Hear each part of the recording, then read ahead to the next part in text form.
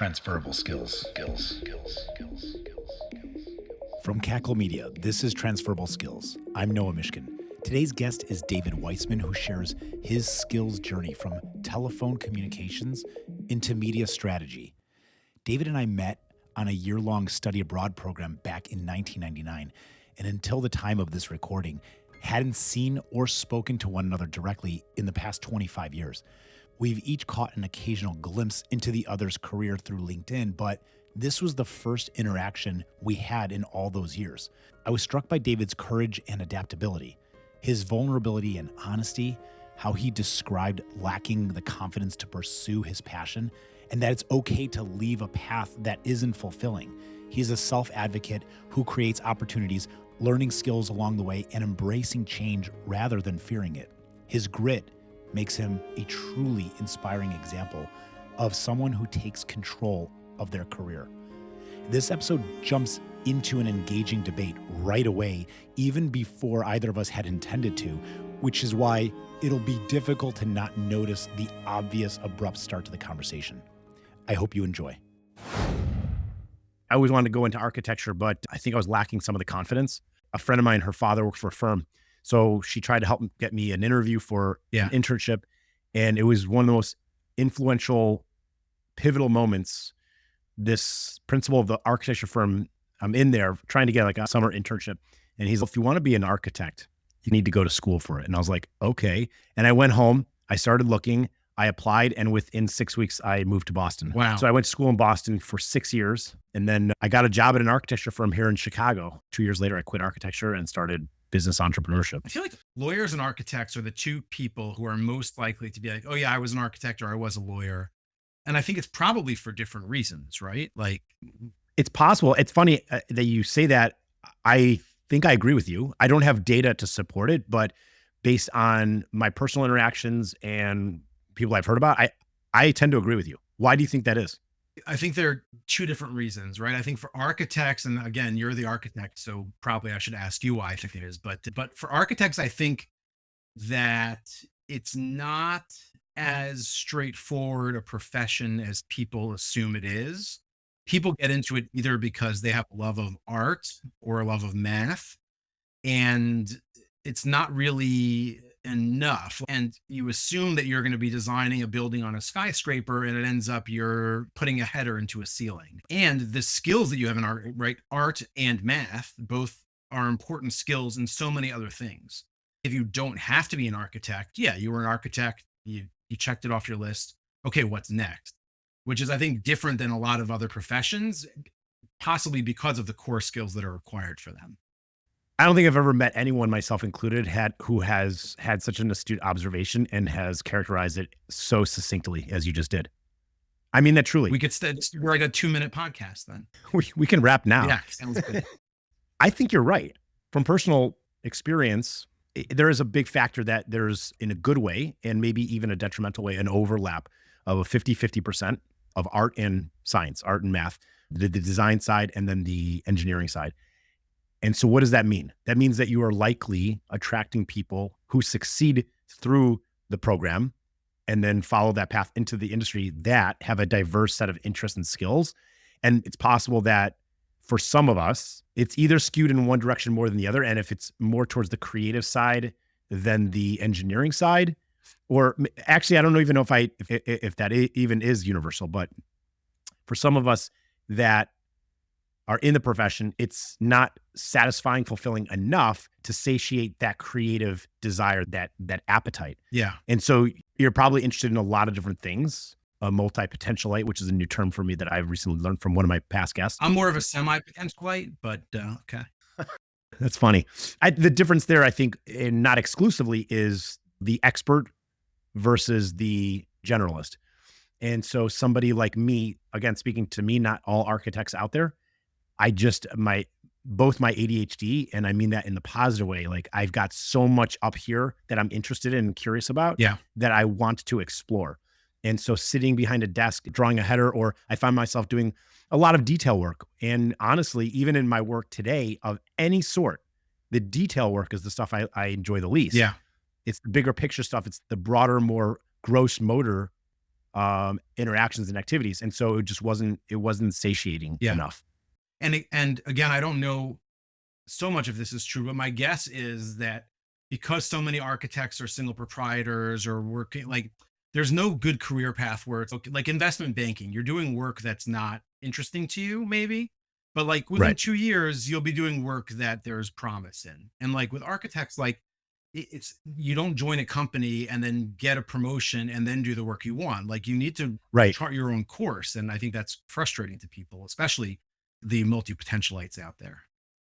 Yeah, I did the calculus. I did the cost benefit analysis, sunk cost, trying to ignore the bias part of that, Yeah. which is within 6 months into it, I knew this wasn't going to be fulfilling long term. Mhm. And so then you start questioning, okay, what is the path that I could stay within this profession and this industry to get to the point where I can be doing the things that I do want to do? And at the end of my analysis, it was clear. I need to become a partner at a firm, whether I start my own or stay long enough to become a partner in the practice. Yeah. And that's like a 15, 20, minimum 15 years, 20, 25 years investment into becoming a partner, just to do the stuff that honestly I could be doing elsewhere outside of the profession. Yeah. It was the business side, the finance side, the marketing side, the account management side, the sales side, the people management side, the bigger picture, business development and growth. I love all that stuff. Why does it have to be under the subject of architecture? It could be anything. I could be working for a bakery at scale. Yeah. So the calculus was simply sunk cost, last number of years, many years. I've gotten this far. I've done this much. I've put much into it. How much more do I want to put into where it'll get me to the place where I want to be? Yeah. And it was like, I don't need to anymore. My initial thought was, okay, I will put in to the profession as long as I already invested into it, which is at that point, let's just say close to maybe a decade. So I'm going to give myself like 7 to 10 years Yeah. before making a decision to exit it. And then within 2 years, I was like, well, why would I do that? Right. It's cut your losses now. Yeah. Move on. And I've actually used that principle and that realization back then. And now it's more of a discipline principle, which is in business, recognizing the sunk cost into any kind of effort. I know in one case it was Salesforce. Yeah. Realizing that we had put 3 years and 6 figures into trying to get it to do what we wanted to do for our customer service team, recognizing that is mostly built for sales.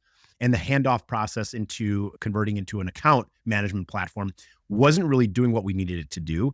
And yeah, we put all this time and effort into it, but it's not working. Why are we going to keep pushing it and investing in it? Yeah. Cut your losses, find something that's a better solution for you. Yeah. I mean, Salesforce just called, they canceled their sponsorship. That's fine. We were actually hoping, Mark actually asked if I would come on and do a podcast for his company. Yeah. You're more of a HubSpot audience anyway, probably. You're not wrong. Yeah. We don't have to talk about lawyers and architects because that's not. No, I do want to hear about your perspective on lawyers. I think what's true of both lawyers and architects is that they have marketable skills that they picked up, right? If you are training to become a professional dancer and then you want to pivot, the transferable skills may not be there. But if you're an architect and you've got the art and science or math, and you're a lawyer and you've got the ability to read a contract, ability to negotiate, ability to argue, whatever comes with being a lawyer is, you then have the transferable skills to move that to anywhere you want. And I think that's interesting. With lawyers, I think it's actually very similar, but a little different than architects, because I think the disconnect between becoming a lawyer. So first of all, the perceived incentives of being a lawyer in terms of, right, architects are not usually chasing money. Right. And lawyers a lot of times are going to law school because either they're chasing money or their mother wants them to be chasing money. Also, the disconnect between the experience in law school and your education to become an attorney versus the actual work is so bizarre. Attorneys, they go through law school and they have one experience, and then they go into the world and they work, and it's very different. So you were successful as a student in high school and college. You were successful in law school because you were good at tests or you were good at memorization. And then the skills needed to succeed in a large law firm environment are very different. They're almost preparing you wrong. There's a mismatch in what they're preparing for you. But is that any different than most undergraduate programs that somebody's getting a degree in something and hoping to get into a certain field? I think that there's a lot of disconnect between academia and practical application. I agree. But within the legal profession, I think it's a little bit different because almost nobody went into it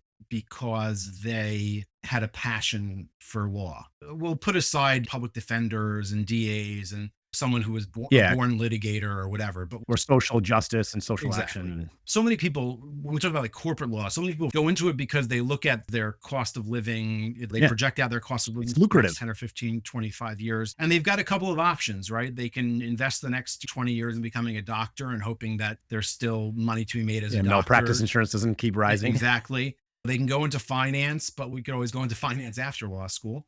Or it's just limited options in terms of what you can do. And I think that you see that there's money in being a lawyer, and then you go through law school, and then maybe you're not in the top, maybe you didn't go to a top law school, maybe you're not in the top 5% of your class, and there's no big law job out there for you.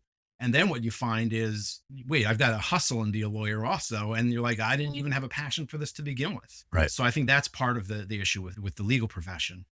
And to be honest, as with a lot of degrees and programs, the name on the top of that diploma typically and often matters most only on that first job that you get. 100%. Yeah. And the disclaimer to this conversation also is that neither of us are doctors or lawyers. I assume you didn't go to law school, did you? No, but you're an architect. I am an so architect. you're clearly capable of having this conversation. Sure. Yeah. And I'm absolutely comfortable expressing an opinion about things that I only have a little bit of information about. But I'm actually comfortable expressing opinions on things I have no information that's on. fine. So Confidence goes a long way. Yeah. But unlike medical school, where they're actually teaching you about the biology and understanding and how to diagnose and how to fix, in law school and many other programs, they're really teaching you a mindset, how to think. And so the practical application in some ways comes down to the individual being able to extrapolate from this mindset into practical application and how I use that in order to be better at my job in the future. So Yeah. there's a lot of programs, undergraduate especially, where you come out of it and this wasn't anything like they prepared me for. And I feel ill prepared, and it's not like the real world. And to your point about the skills that it takes to be a lawyer and what you learn and gain from that and how you can use those as transferable skills into many other professions, I 100% agree with that. And it's no different than how people view English majors as an example. In some ways, your mother or grandmother might say, English, what are you going to do with that? I can tell you firsthand from people that I'm close with, as well as being a former hiring manager myself, people who write well typically do well, because it gets you into that door. You get past the gatekeeper. It allows somebody's going to pick up your cover letter and look at it and be compelled to at least give you that interview. You have to have the other skills to back it up, and you have to be able to be capable of doing the job well. But if you've got those communication skills, especially the writing skills, English major is actually very valuable. Yeah. I'm also very generous and liberal about my acceptance of anyone's path and pursuit academically as well as professionally. Yeah. Because I think that it's up to us to decide what is worth our time and money and how we're going to use it to our benefit and strategically position ourselves based on our experiences and what we've learned and what we want to take practically into our lives. It almost doesn't matter what you study. It matters how you apply it uniquely. Yeah. I think doctors are probably the exception, because the sunk cost there is so great. And the opportunities to make money outside, right? Where I live in my community, there are plenty of people who were doctors or are now in VCs and boards and all that. So there's exceptions, but I think on a whole, doctors like their stuff, whether they love it or not. They're this deep in, they're in this much debt, they put in this many years. Like their mom is this proud of them. Like they've got to continue down this road. Yeah, you're absolutely correct. It's also one of those unique professions where there's a handful of these out there. You truly cannot practice and do this work unless you have gone through the training and have the certification. Yeah. I have a friend who said he could do he's an attorney actually. He said that he could do any job if someone spent like 10 minutes with him on it. His only exception was like, okay, maybe a major surgery, spine and brain surgery. I don't agree with him, but I think first of all, I think it's good to have the confidence. It will help you. But also, I think that it's a good world view, not a good world view in that if you try to fly a plane, you'll probably die, but a good world view in that there's nothing I can't do. Anything is attainable and achievable. It's growth mind. It's that I can learn subject matter, which is why some of the goals of this podcast is to help redefine how we look for candidates. It's not necessarily always about 10 years of experience in this industry, although that's often very helpful. Subject matter can be learned pretty quickly. You can get up to speed. Who are you as a strong candidate that can learn quickly, that can problem solve, that has excellent skills, communication skills, team management skills, product skills, sensitive, maybe consumer psychology, empathy? there's a lot of things that you have to have inherently or things that you have learned and gained over the years of experience. And it's rarely subject matter. Yeah, for sure. That's true. Should we talk about my transportable skills? Yeah, I was just going to say, we jumped into some of the philosophy very quickly, which is, I think it's a KPI for me. David, we met 25 years ago on a Yeah. program overseas, and it's been almost as long since the last time you and I spoke. Yeah. Yeah, that's true. And also, we're twice the age that we were. Like, if you look at what our experience then was, and you were the kid from Chicago, that little bit of a wild child. Yeah, maybe Uh, I still you am. know, I'm just wearing a button-down shirt. exactly. So you still are, but yeah, you've got kids and you're a member of the community. You've collected several Yeah, guitars. I've got a Like, mortgage. you got a There are mortgage. things that are grounding me. No, we're twice as old and twice as experienced. I would argue more than twice as experienced, but yeah, It's actually, you're right. It's compounding. yeah, I think that's fair. Walk me through the 24 years since the last time you and I spoke. Yeah. So one of the reasons why I reached out is because this is actually a topic I'm really passionate about. And it's something that I put a lot of time and energy in order to get to where I am today. So I started off in sales and then sales management, and now I'm a PR guy. But the common thread throughout is I had a corporate career. I spent 17 and a half years at Verizon. And I actually did a career pivot inside of a corporate structure. So, on the one hand, I had sort of the safety and security of being within the company where I knew people and I can count on people to trust me. On the other hand, you can't really rebrand yourself and say, I'm not really a sales guy, I'm a PR guy with any credibility. So, I had to jump through extra hoops in order to make the pivot that I was passionate about making. During the restructure, who was seeking that change? Was it you or was it the company asking you to make the changes? What got you interested in the change? And tell me about what it was like, the support that you were given in helping you navigate that change and learning the skills and bringing you up to speed to where you can start being successful in that new role. When I was finishing up college, I was doing two things. I was looking for a job, and I was also dating my wife, whose our wedding anniversary is this Saturday. Congratulations. Thank you.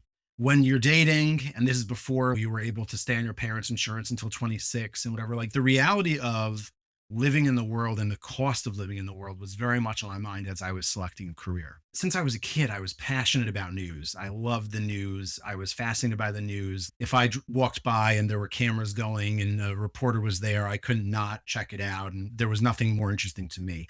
In my mind, growing up an Orthodox Jew, there were certain jobs you couldn't do, and news was certainly one of them. When you're an Orthodox Jew, you don't work on Saturday. And the assumption is every job requires you to work on Saturday. And I think there have been some real paradigm shifts in the last 10 years on that, right? We've had a chief of staff and treasury secretary in Jack Lew, who was a Sabbath observant Jew. We've got a minor league baseball player in Jacob Steinmetz, who's pitching every day but Saturday, or maybe even pitch a Saturday but walks in the park, whatever his arrangement is. I'm not here to judge. The phrase of from Moses to Sandy Koufax, that was very meaningful up until the last decade, I think. And it still is meaningful, but you're seeing a lot more acceptance and flexibility on the global stage for professionalism and allowing people to have that true work-life balance in a more meaningful way than just the previous definition of 9 to 5 and weekends. Exactly. News was a very 24/7 job, and it wasn't something that I had even considered going into. I did an internship at News Talk Radio in New York when I was in high school, actually. It wasn't something I was going to do. Also, I didn't have the confidence of a writer. I was not an English major. I was just this weird kid who liked the news. And watching the news is not actually a job. Now it is. It's my job. Yeah, they call it an analyst. Yeah, but back then, at least in the world that I was exposed to, watching the news certainly wasn't their job, and I didn't have the confidence to be a writer. I wasn't gorgeous to be an anchor; like it wasn't happening. And Shabbos, but PR was news adjacent and very interesting to me. So my sister actually had a friend who was working at Burst& Marsteller at the time, and I went in for a ride along day with her. And I guess at the time I didn't have the maturity to see that just we had a different construction, different persona. And I took her experience very much to heart. So the way she described her job was like, I got to write all this stuff and I've got to sell these ideas. And if I'm not successful, then it's not good. And I got to sell this and I got to sell that. And I was like, it sounds like it's a sales job. And then she's like, I make 26.5 a year. So basically you are in sales and you're making 26.5 a year. And my parents are both salespeople. My father sold tow trucks for who knows how many years, and my mother sold houses for 35 years or whatever it was. And I knew that they made more than 26.5 because even in 2000, 2002, 26.5 wasn't a whole hell of a lot of money. The calculation just didn't make sense to me. Why would I go into this job, which frankly, she seems miserable in? So maybe I'll probably be miserable as well and not make money. This is a terrible path. So I was like, okay, I could sell. So that's what I did. I went into sales and I was good enough at it. I enjoyed it to a degree. I was never the top salesperson because I was never that go-getter, aggressive guy, really spurned on by the money. That was never my thing. That was never my motivation, just to get as much money as possible. Yeah, you needed to make enough, but you weren't greedy and you weren't looking to make so much that it would cost a lot more of your effort and time. Exactly. And a lot of my success in sales actually was as a result of my personality not being the typical personality salesperson, right? Because my early success at least came because I was in an office selling phones to companies and school districts and whoever else would buy them. I worked for Verizon. Like hardline phones? No, like cell phones and then Blackberries and air cards and all types of technology. And the number one way I did my cold calling, which is an unbelievable experience. Every single person in college, out of college, should at least work for a month or two in a job where they have to be on the phones cold calling. Even if they hate it or they love it, it's an unbelievable experience in terms of building up who you are. I agree with you, and tell me why. Yeah. So first of all, just the ability to speak to people and connect to people is an important skill.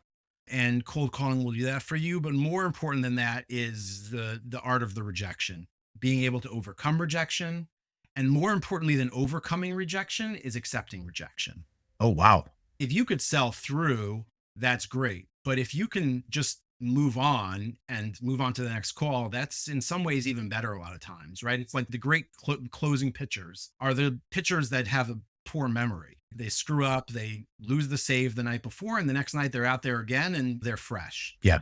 And that's not something that's really inherent or natural to most people and isn't inherent or natural to me, but cold calling enough where it almost breaks your spirit and then build yourself back up will give you that ability to have that short memory and to move on. And that is a transferable skill that's very valuable in almost any profession. Boy, do I agree with you. I wish every single person who is working in the real world has had one of a few different experiences. One would be retail of any kind. I think it's really important to understand true customer service and what it means to be in service of others and to wait on people, to serve people. And I don't just mean food services, any kind of thing, typically behind the counter. Phone sales, that's fine too. Thanks. But if you're face-to-face, that's even better. Yeah. Yeah, almost completely discredited your background. But retail, I think, one-to-one retail especially is so vital. Yeah. And you can get that out of the way early on. Even better if you do, because it speeds up that training process for you at a young, impressionable age in high school and college. Yeah. I think that's so important. There's a lot of things you take away from that. The second possibly is, and I mentioned this a second ago, is food services. Very few people work and hustle as hard as people in the food industry. And you're combining a lot of skills there. But what you describe as the cold call, by the way, if you don't want to get a job in sales doing cold calling, you can get some of this experience. Join a telethon. Go back to your alma mater and sit on a phone bank for a while. Yeah. Go to a nonprofit organization during their annual campaigns and just offer a few nights that you're going to do some cold calling solicitations for donations. Agree. I think for cold calling to be effective, you got to do it for more than an hour or two. It almost needs to be like a prison sentence. Yeah. Failure cannot be an option. This needs to be the way that you feed yourself, right, or don't feed yourself. There's an adjustment period you have to go through. Failing at cold calling is like the easiest thing. It takes one or two calls and you just move on with your life. Okay, I've had experience not only with cold calling. The actual experience that's meaningful is getting through the fail. Right. And you need some motivation, right? You need either someone forcing you to do it. You need to be able to feed your family in that way.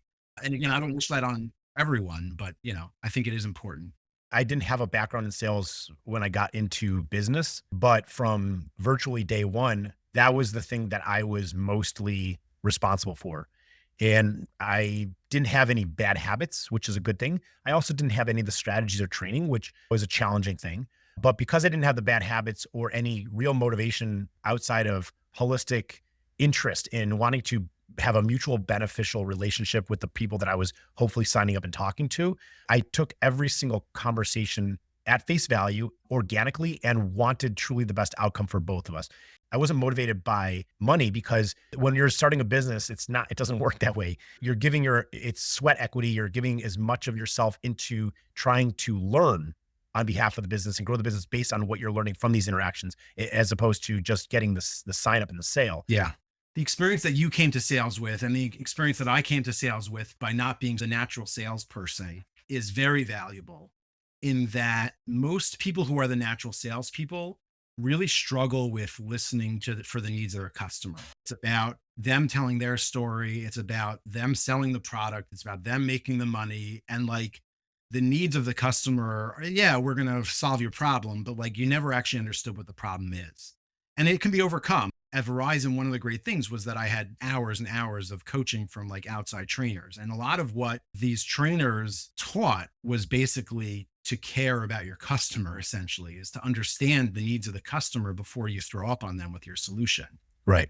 The other thing that they taught, which came to me a little bit easier than other people because I wasn't this type A salesperson, the pause, getting comfortable with the uncomfortable pause. You need to understand that like just keeping on talking or negotiating with yourself down in price or whatever the case is not beneficial. Sometimes you just need to sit in the discomfort and allow the person to either think or allow the person to speak and just shut up. That is something that doesn't come easy to type A personalities that are in sales. That does come to the non-natural salespeople. Now, of course, non-natural salespeople have to overcome other things, right? They have to extrovert themselves. They have to do other things that don't come naturally to them. Certainly from the perspective of being quiet, not being a type A personality salesperson, there are certainly benefits to it. I'd love to explore at another point with a handful of people who've been in sales or especially managed sales teams. Yeah. It'd be very interesting to break down the differences and the successes in different ways of introverts versus extroverts within sales and how their approach to the conversation, the listening conversation, the understanding, the negotiations. Like you said, at some point you have to stop talking. You don't want to negotiate yourself out of that sale or into a worse position. Let it just fester for a little bit, let it sit and digest and process. Maybe a younger version of myself would assume an extrovert is much more natural at sales and would therefore be better. Well, I don't think that's true. I yeah. think that it's just a different type of sales, and there are strengths in both types of personalities. I think it's also situational, right? So it depends on what situation you're being put in as a salesperson. Yeah. So if you are, in fact, you've got to sell insurance to your friends, for instance, which is a big portion of people who would say they're in sales, what they're really doing. There's no question that being an extrovert is going to get you more leads, right? And you could do more volume. You can argue that you're going to be less trusted because you're the type A extrovert. But at the end of the day, like in order to get to the level of success where it's a sustainable career, I think the extrovert has the advantage, right? If someone's got to source their own leads, they've got to make the cold calls, they've got to go to the conferences, I think the extrovert wins. But in the more strategic sales opportunities, the more advanced sales positions, I think the extrovert falls off and the introvert takes over. And that's certainly what I think. You beat me to it. I was going to say the same thing, that I wonder if when you talk about a more traditional product sales role where you're sitting in a call center, you got an auto dialer, you're banging the calls, and your goal is 2-3 sales a day. Maybe you've got a monthly target you want to hit. You're just trying to get a bunch of sales. And that's a quick conversation. So if you're introvert, it's possible, I'm not suggesting that this is the truth, but it's possible that somebody who's introverted might burn out quicker. Yeah, versus somebody who's extroverted, they can do that. They don't need to recharge as frequently. Somebody who's, as you put it, the longer term enterprise, higher tier sale. I don't know if an extrovert would not be as good at it. There's a possibility that the introvert might actually have an advantage there where it's a longer sales cycle, bigger opportunity, and that might be perfect for that kind of personality. Challenge is, in order to get into an advanced strategic sales position, you need to succeed usually in an entry-level sales position. It's possible. So you're rewarding and even moving into, and this is a big problem in sales management, you're moving your top performers into sales management because, hey, they're good at sales. They've maxed out the comp plan. We got to do something or we're going to lose them. So we moved them into sales management. And yeah, they're really good at whipping the horse and whipping their employees, but that's not necessarily what's needed. Yeah. And the introvert is plugging away and not getting the recognition and going to get into that sales management position or into a strategic sales position because they didn't have the same success as the extrovert, but really it's a mismatch in the fitting. Yeah. Like the introvert needs a different career path almost than the extrovert. The topic of essentially promoting somebody out of their sweet zone has come up many times on this show and in my personal life, talking to other people about sometimes, like you said, you max out the earning potential in that role and you're really good at your job. And companies often do themselves and the employee a disservice by way of quote unquote promoting them into more senior Yeah. roles where they don't get to actually do the work that they're really good at. And maybe they don't want to be promoted. I know plenty of people who are really good at their job, love what they do. They want to still do it. They just need to continue being recognized for their strengths and qualities and get and earn more and more in that role. And I recognize that there is a point when you can't justify the cost for somebody doing the job well because their cost is exceeding the benefits that they're providing in that role. I get it. I've started keeping a list of concepts or ideas that I have begun to learn and realize and discover throughout the course of this show, talking to people. And that's one of them. What do we do in that situation? What happens when somebody wants to keep doing what they love, but they've really hit the max earning potential in that role? Yeah. So anyway, I went into sales. Yeah.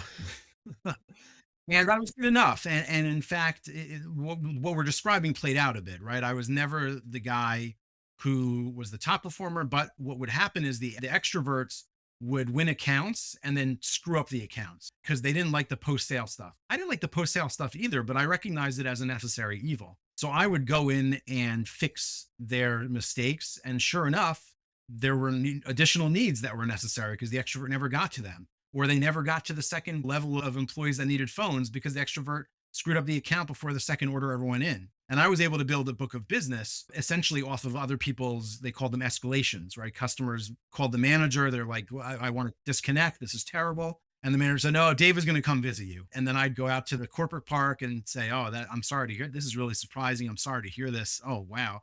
It seems like something must have been off here. By the time I walked out of the room, we had a plan for how to proceed. How are we going to fix this? And I built a good book of business doing that, in addition to the cold calling and running opportunities down. And that allowed me to succeed and allowed me to get promoted and go into sales management and go into business development with new technologies, which is now called Internet of Things. At the time, we were calling it M2M. What does M2M stand for? M2M was machine to machine. And now it's IoT, Internet of Things. Yeah, IoT, Internet of Things. Yeah. Interesting. I was doing good work. I was making enough money, but it wasn't necessarily super fulfilling to me. And I still had this passion to get back to the news, get back to PR. Being in a big corporation, I was able to see that there were people in the corporation literally sitting a few desks away from me at times, at least later in my career, who were doing a job that would be a dream job for me. So I set my sights on, okay, how do I get from this seat to that seat? And I knew it was going to be hard, and it was hard. So sometimes when you make a career pivot and you've got the transferable skills and you can go from the position you're in now to the position you want to be in. In my case, it wasn't really possible because I had literally zero experience in PR. I was respected as a sales leader, as a salesperson, so I figured out, what do I need to do? Okay. So the first thing when you want to move from a sales position in a corporate environment to a non-sales position is they've seen a lot of former salespeople fail because of this whole extrovert introvert thing, probably. Yeah. Right. This person was really good at sales. Now they want to come onto the marketing side. Now they want to come into the finance side or the network planning side or whatever side of the business they wanted to get into. And they get to a desk and it's like a jail sentence for them. This is someone who was running around doing sales, doing cold calling, going to events, taking people to games and whining and dining them. And now they're stuck behind a desk. Yeah, you've got a wild animal that's caged. Exactly. It's like, did you watch The Shield? Yeah, I love The Probably Shield. 20 years Michael ago. Chiklis. Yeah. So I'm not afraid to spoil a show that's 25 years old. If you haven't now. seen, first of all, okay, disclaimer, we're about to spoil it for you. FX show, awesome. Go watch it. And if you haven't seen it yet, just skip ahead about 15, 20 seconds. Yeah. Fascinating. Great show. I haven't watched it since I watched it originally, probably in 2005 or 6. And I wonder if it still holds up. But at the time, it was doing things that no one else was doing on TV and was really just like the most entertaining show you could watch at the I time. loved it. It might be crap now if you watch it. I have It no idea. certainly has probably a lot of problematic themes, but I'm sure it's entertaining. No question. At the time, also, some of those things were problematic. And that was part of the appeal of the show, was pushing envelopes in ways that others weren't doing. Raw, provocative. Exactly. Anyway, long story short, the character of Michael Chiklis, Vic Mackey, was like this really super aggressive cop who really belonged in a jail cell. He like literally murdered another cop and was just the most corrupt individual in the history of cops. He got the business done. He gets results. He did get results. He was a smooth operator and was always able to get out of any situation. And everything was falling down on him. It was clear that he was going to get busted and he was going to get fired and whatever the case was. And the end of the show, the last scene of the show, I think, this is many years ago, is so poetic. Instead of sending him to jail, somehow he finagled that he would like work at the police headquarters. And you see this guy walking into a desk and essentially looking at what is a jail cell, like a gray cubicle, and knows that the rest of his life is going to be sitting in this gray cubicle. And it's worse than death for him, and it's worse than jail for him. Justice wasn't served, but for him personally, he felt it was. Yeah, exactly. What made, by the way, that character so crazy to the audience? Do you remember what he did before that? What he was known for? No, what was he known for? Oh, the The commission. And that was like, Oh, yeah, that yeah. was like the father Yeah. figure, sweet, lovable Correct. commissioner of the local police department, and literally a by the book rule follower, Yeah. sweetheart of a guy. And now he's playing Yeah. this corrupt, awful criminal cop. Anyway, I bring it up because that's what happens with a lot of salespeople. They show up in the corporate job and they're really excited to be there. And they sit down on the first day, or maybe the first month, or maybe it takes 2 years for them to realize, oh, none of the dopamine hits that I've been getting for the last 10 years selling are present or are an opportunity in this job. And that's a real challenge for people. It's a harsh realization when they get there. Sometimes it's a realization, and sometimes these salespeople are not even self-aware enough to come to the realization. And it's the people who are around them seeing them failing at the job because they can't figure out how to get the dopamine hit out of it, and they can't figure it out. So Interesting. So the first thing you have to do essentially in a corporate environment when you're coming from sales into another, at least this was my experience, is prove that you could do a job that isn't sales. Prove that you could do any job that isn't sales, that you could sit at a desk. Also, a big component of sales is often, if you're non-exempt and it's base plus commission. And if you're wired that way, it's hard to reframe your motivation. The motivation is very difficult for people who move from sales into corporate jobs. And that's true many, many times, but frankly, not something that I really ever struggled with. I struggled maybe with making less money in the first couple of years. I struggled with, you needed to find the hits, the dopamine from somewhere else, because you weren't going to get it from closing the deal. Because even as a less extroverted, less type A sales personality, there was still certainly a high that came with closing the deal, with getting a big commission check, with all those things. Maybe it was learned at a certain point, but it was there. I saw that I needed to chart a path from sales into comms and PR. And the best way to do that was through a B2B marketing job, which is essentially serving the needs of salespeople from a corporate environment where you're not running around and making sales and going on meetings. So that was the first thing I did. But I did that sort of even at the time with my eye towards the dream job, the comms job. The other thing, when you're trying to do a career pivot, and maybe this is more even true when you're trying to do a career pivot within an organization than outside of an organization, is the people in the next role that you want to get to are very skeptical. Part of it is maybe they've spoken to other people who just wouldn't be a fit. And part of it is people want to feel like what my friend, the attorney that told me that you can learn any job in 10 minutes, except for maybe brain and spinal surgery. People want to believe that's not true. Everyone wants to believe that they are the essential cog in the wheel that makes this work. And it is their skills and experience and something innate about them that makes them the important thing, that they're able to do this job. And certainly with your background and education and skill set, you couldn't possibly do this job. Is that a pride thing? Yeah, it's a huge pride thing. So it's ego. It's that you want to believe that you have some sort of unique skill that most other people couldn't do at the level that you perform at. And if they want to get there, it's going to take a lot of time. Yeah, it's a pride thing, but it's also, I guess it's still a pride thing, but I'll explain it a different way slightly.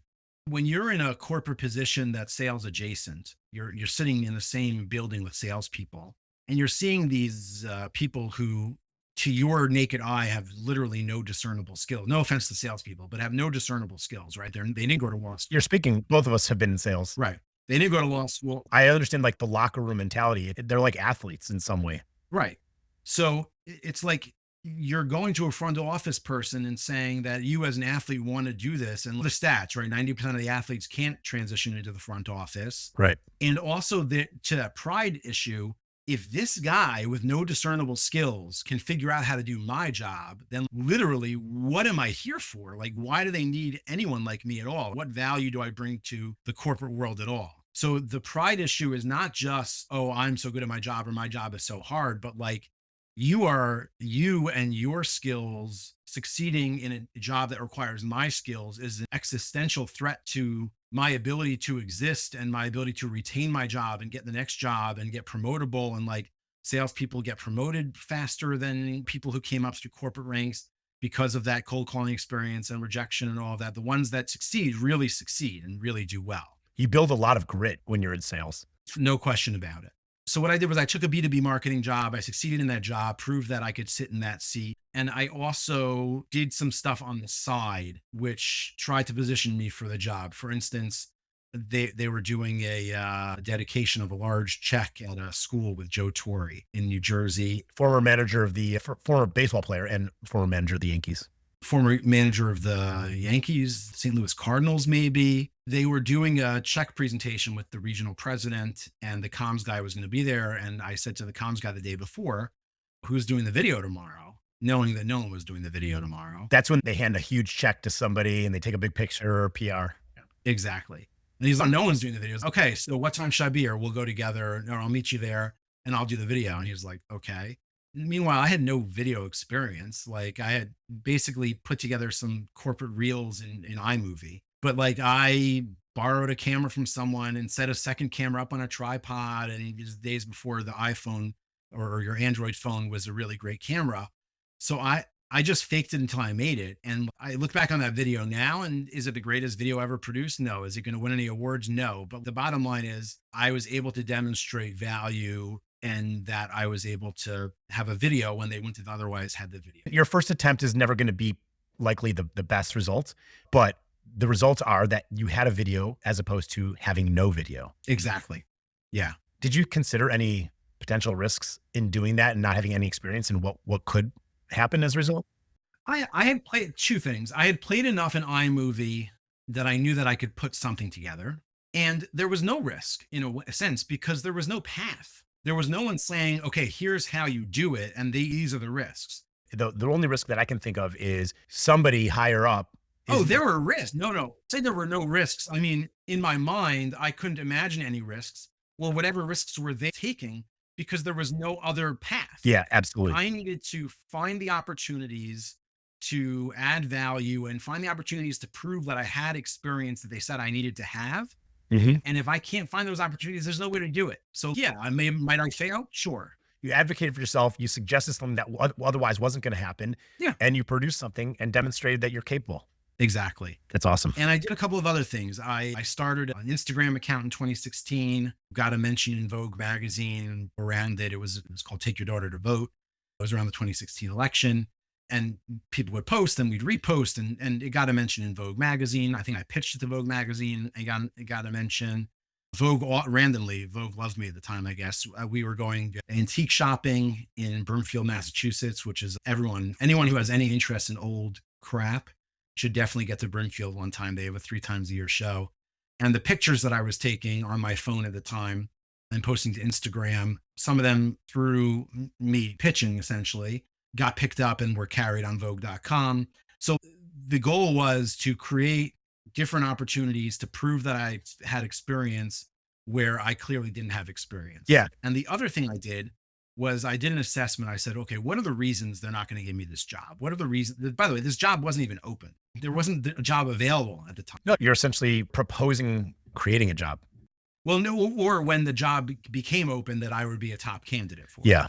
So I said, what's the deficit in skills that I have that I can potentially overcome. And as I said earlier, I didn't have confidence as a writer. My grandmother really liked some essays that I wrote in college, but I don't know if that counts as like writing experience. It's also your grandmother. What are you saying? She's not objective? She's probably going to be biased and excited about whatever you write, regardless of its quality. I'm sorry that you're defaming my late grandmother, but anyway, I said, certainly I don't have writing skills for communications and news and PR. I had already gotten my MBA for management, but I went back to NYU as a school of continuing professional studies. I went back and took a semester course on writing for PR, writing for communications, because then I knew that when they said, oh, you don't have skills in writing, then I'd say, no, I took this class. I do have skills in writing. Hold on. Three things. You're building a case and you're also doing the work. It's fake it till you make it. Yeah. Dress for the job you want, not the one that you have. And you're investing in yourself to gain the skills necessary to be qualified to do the job that you want to be doing. Yeah, absolutely. So what happened eventually was the job did come open. There was movement in the job. In my heart of hearts that I was ready for this job. The problem was that no one else knew it. I applied for the job and I was able to secure an interview with the hiring manager, even though not everyone got an interview. And I did pretty good on the interview. It was really quiet. And when it's really quiet on a job opening in a corporate environment, it means they're looking for someone else, right? If they're going to move ahead, within 2 weeks, you're going to hear that they're moving ahead. And it was radio silence. Yeah. And I called the hiring manager and I said, what's going on? And she said, listen, you're a good candidate. We like you, but you're a risk. You don't have the experience. We can't afford to take a risk because if we screw this up, the regional president's going to hate us and not trust us and all of that. You need to get buy-in from the regional president. It needs to be the regional president who is telling us that you're capable of doing this job.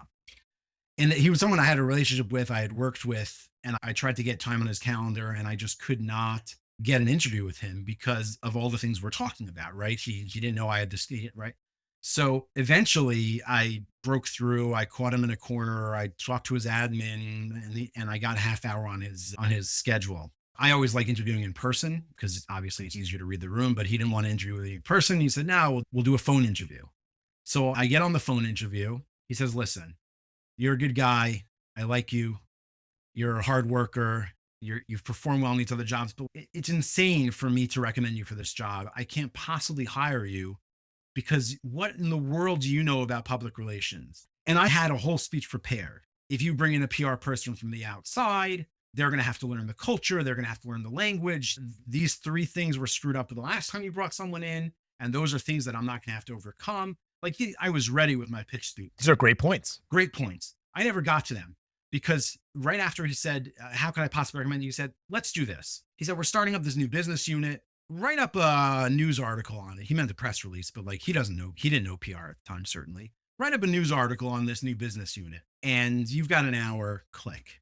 And that was not something I had ever done before and certainly not in an hour.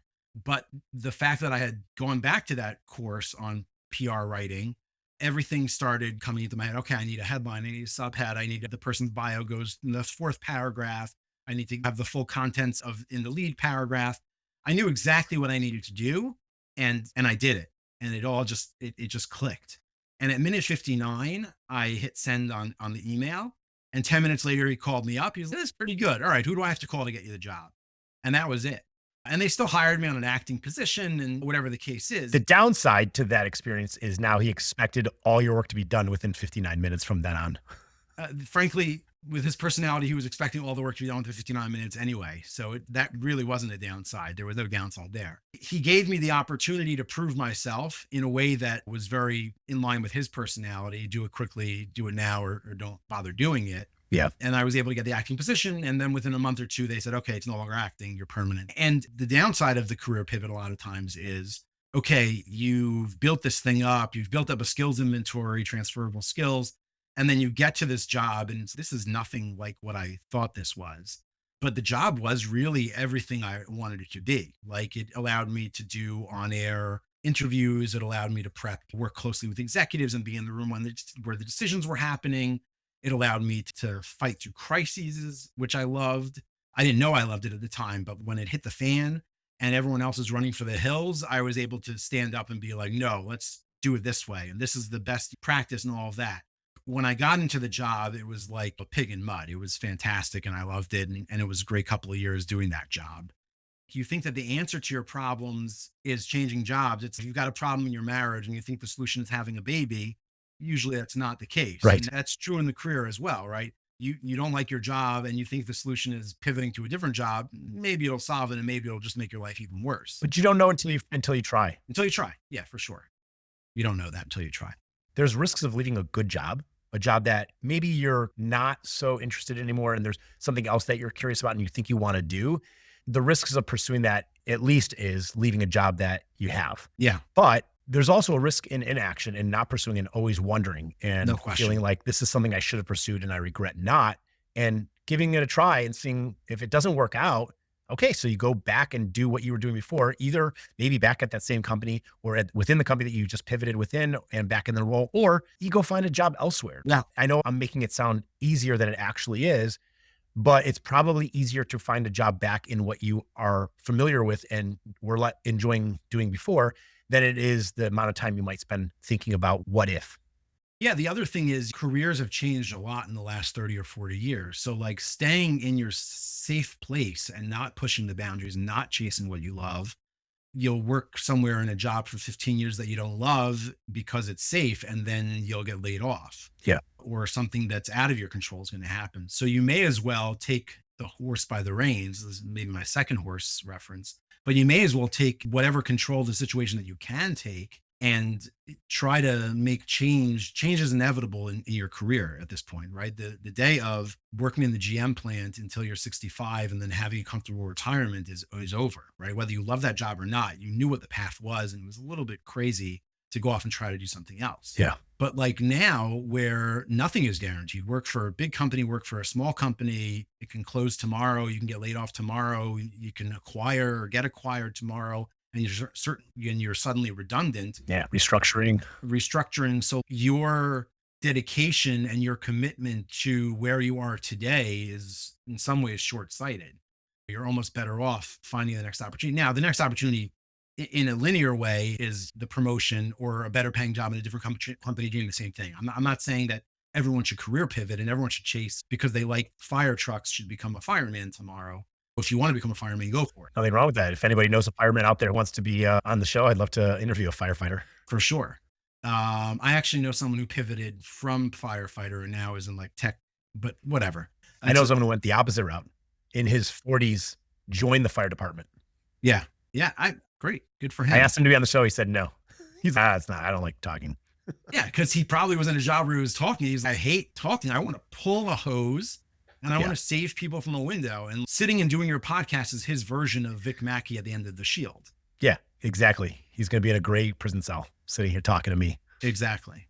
So yeah, the old school, your parents and my parents' generation of thinking about career stability is not really relevant. So you have to adapt. And whether that's being on the lookout or building your network and the job that you're in today, if it's a career that you love or a career that you love enough, or looking to pivot and working towards that, you need to do something. Sitting still and just punching the 9 to 5 is not enough. The responsibility of job security is equally on the company doing well and keeping you in the role and continuing to grow, as it is the candidate. The employee needs to continue building skills and getting better at their job, but also building skills that make them increasingly more valuable to be retained in the company. I agree with that completely. Let me take you 2 more steps through the process. At a certain point, we decided to move to Israel. And that meant a career change. I had spent 17, even though I pivoted in my career in many ways in terms of my job title and my job responsibilities, I was at the same company for 17 and a half years. It's essentially a lifetime, more time than I spent in any school and any synagogue and Pretty much anywhere. more time you spent at your parents' house too. Exactly. About equal to the time I spent in my parents' house. So that was a scary time. And I was looking for opportunities where I could succeed in Israel. And I ended up actually taking a marketing job for a small startup. And that was okay and had some communication elements to it, but wasn't necessarily giving me the fulfillment. But I didn't really see a path for comms for me, at least at the time in Israel. And I'd connected even before we moved to an old friend from back in the day who was running a PR agency, the one that I currently work for. And it didn't make sense for whatever reason at the time. And after October 7th, there was an opportunity to tell the stories of families of hostages. And at the time, it was families of the missing, really. He was putting together with his agency and a couple of other folks the press conference at the time for American families who were missing family members. So I reached out to him. I was like, all right, how can I help you staff this thing? And sure enough, I worked with him on that. And then I was doing some on the side, just working with families in the US to get attention from local news, because that was my skill set, getting attention to local news and booking interviews for them and all that. And through that work after October 7th, we decided that this is a good fit and there is opportunity for us to work together. And that's how I got into the job that I'm in now, which is that PR comms job.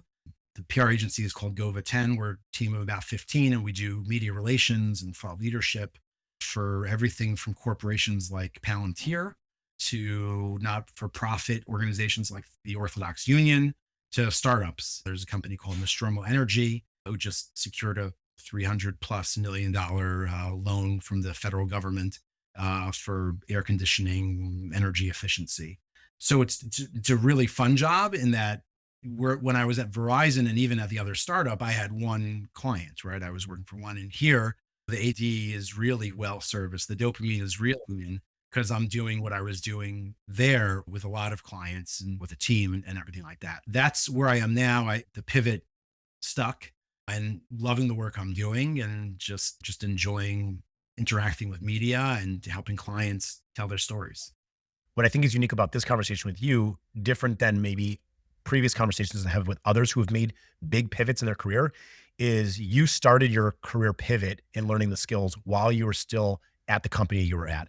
You advocated for yourself, said, I'm going to do the camera work on this big check event. Didn't have anybody else lined up. I'm going to do it. I'm going to figure out how to get that done. Yeah. I'm going to dress for the job I want, not the one I have. I'm going to act as if I'm going to fake it till I make it. I'm going to go take a class in PR and learn those skills outside, advocating for yourself and essentially forcing that interview meeting with the VP, the person who is in charge of that decision, and getting yourself into that role and exploring it before then eventually leaving the company and going to do that full-time elsewhere. You got to explore this pivot before you had to make the physical pivot to a different environment, to a different organization. That's pretty unique. Yeah, there was certainly doing a pivot within an organization definitely gave me some security. Yeah. I could always either not succeed and just stay in the job I'm in. I could always go back to another job if I failed. I wasn't putting my family's livelihood on the line by making the pivot, which most people are. So it was certainly a luxury and allowed me to take risks that might have otherwise been less reasonable risks. But yeah, I think that's a fair assessment of my path. And it set you up for the job that you have today and the career that you are currently pursuing in Israel, in PR, doing great work, nonprofit and for-profit equally. And I'm very impressed by your self-advocacy and your tenacity. You're a go-getter, and I appreciate people like that, people who go out and they have ideas, they have desires, they have interests, and then they immediately pursue it. So kudos to you. Yeah, that's another interesting point about what is the constitutional makeup of the person who engages in a career pivot. Is there a certain base level of either courage or fear or whatever that has to drive them in order to do it? So for instance, I was talking to my therapist a few weeks ago, said, after this meeting, I'm actually going to the local English speaking university because I want to teach communications. And she's like, have you taught communications before? I'm like, no, I'm just going to go and talk to them and see if I can get a part-time job doing that. And she's like, wow, you're really lucky. And I was like, lucky? Luck has nothing to do with it. Like, I'm going to go and I'm going to fake it until I make it. And I'm obviously going to be honest, but this is not about luck. This is about like me putting in efforts. Yeah, you catch a lucky break here, catch a lucky break there. Someone needs to hire or whatever. And she said, no, I'm not talking about that you're lucky that you're lucky that you have the ability to say, I want to do something and then set the goal and then chase the goal. Yeah. Again, I don't know if it's luck or if it's my upbringing or if I'm You're fortunate. I shouldn't say lucky. It's not lucky. It's fortunate. Exactly. You're fortunate that you have this natural instinct characteristic and strength within your personality. Well, she's a native Hebrew speaker and English is her second language. I'm her first English language patient. So, I hope you get a discount then. No, she's fantastic, but you can't beat her up too much for saying lucky instead of fortunate. For sure. Your description of going out and pursuing your curiosity and ideas in pivoting in your career and trying new things out is no different than how I describe and define entrepreneurship and how it separates it from those who are maybe not entrepreneurs, however you want to define entrepreneurship, is that most people have ideas. We typically come up with that idea while we're sitting in an elevator bank or in a shower, somewhere where we can't be distracted as easily, and you have an idea. Some of those people then take that idea and talk to other people about it. And that's about it. That's where most people end it. Yeah. Some people don't even talk about it. They just have it up here. Very few people then go through the R&D, the exploration, understanding it, and maybe even developing an idea further.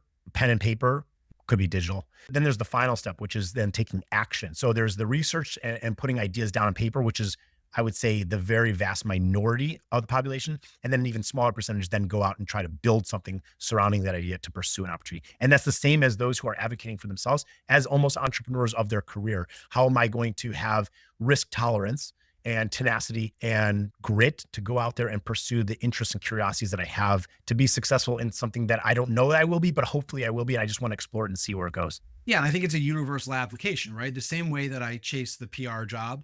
As you were saying, there's something, oh yeah, I just taught an upskilling class for people who want to get into PR, right? So maybe I haven't had experience teaching a college semester, but I can walk into any interview with any university and say, listen, I've got industry experience and I've also taught on crisis communications, developing effective marketing materials and media training. So it's that same template of proving it, faking it till you make it, and just getting after it, which yeah, is saying either innate from the way I was born, from the way I was raised, from the way I was educated, from some terrible trauma that I endured, or whatever the case is. But regardless of what the reason it is that I have this ability or interest or willingness to go out and do these things, it's there for sure. And the transferable skill of sales helps you sell yourself. You're always selling yourself when you're pursuing an idea. You have to get hired. You have to get somebody to buy into giving you the flexibility and support to explore something. You're constantly selling yourself. And so with that background in sales, I think also helps. Yeah, for sure. Awesome. David, thank you. This has been a fantastic conversation. Great reconnecting with you. Yeah. Like every other episode I've had before, I have learned a lot in this episode that I'm going to be taking to heart and thinking about for a very long time. So thank you for sharing all your insight and experience with everybody.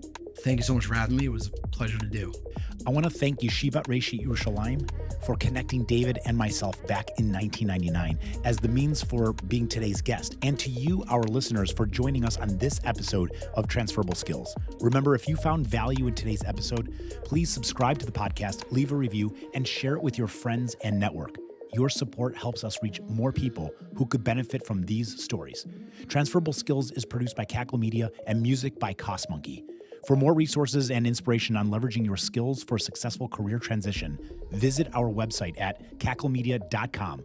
Follow us on social platforms at Cackle Media for updates, and join our community of listeners who are all about embracing change and growth.